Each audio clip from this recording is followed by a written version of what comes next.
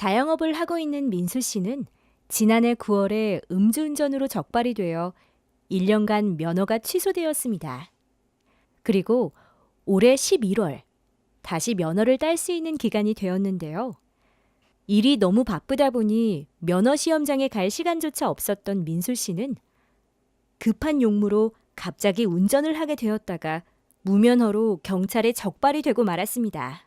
바로 시험만 보면 면허를 딸 수 있었던 민수 씨. 다시 1년을 기다려야 한다는 말에 몸에 힘이 쭉 풀리고 말았습니다. 민수 씨가 구제를 받을 방법은 없는 걸까요? 영상 잘 보셨나요? 음주운전 등으로 1년 동안 면허가 취소가 된 경우에 결격기간이 지나면 면허 시험을 다시 봐서 재취득을 할 수가 있습니다. 그런데 이처럼 면허를 다시 따지 않고 운전을 하다가 적발이 되면 무면허로 인해 다시 1년간 취소가 시작됩니다. 그런데 이 사례처럼 운전면허를 딸 수 있는 기간이 지났음에도 시간이 없어서 면허 시험장을 가지 못하고 있다가 무면허로 적발이 되는 경우가 생각보다 많습니다.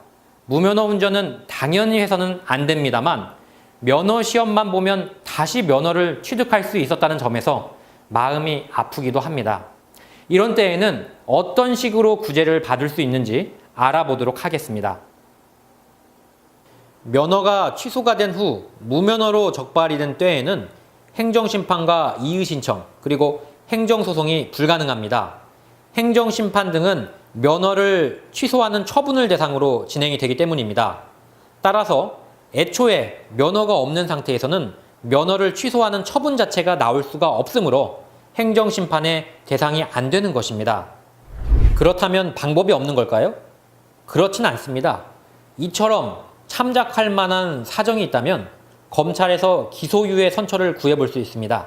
도로교통법 제82조 제2항에 따라 기소유예나 선고유예를 받게 되면 면허의 결격기간이 사라집니다. 기소유예는 그 범죄 행태가 경미하거나 참작할 만한 사정이 있을 때 검찰에서 주는 선처입니다. 이 사례에서 기소유예를 받게 되면 무면허로 인한 결격기간이 사라지므로 다시 바로 면허시험을 볼 수 있게 됩니다.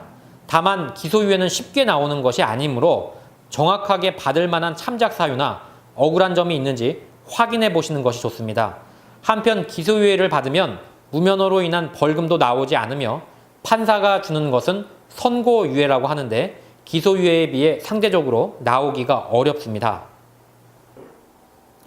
이처럼 무면허 운전으로 다시 1년의 결격기간이 연장이 되는 경우 어떤 방법으로 구제를 받을 수 있는지 알아봤습니다. 말씀드렸듯 검찰에서 기소유예를 받게 되면 무면허로 인한 결격기간이 없어지므로 다시 종전대로 면허시험을 봐서 면허를 따면 됩니다. 다만 기소유예는 검찰의 재량으로 쉽게 나오는 것이 아니므로 충분한 고려가 필요합니다. 이상 모두다 행정사 송범석 대표였습니다. 감사합니다.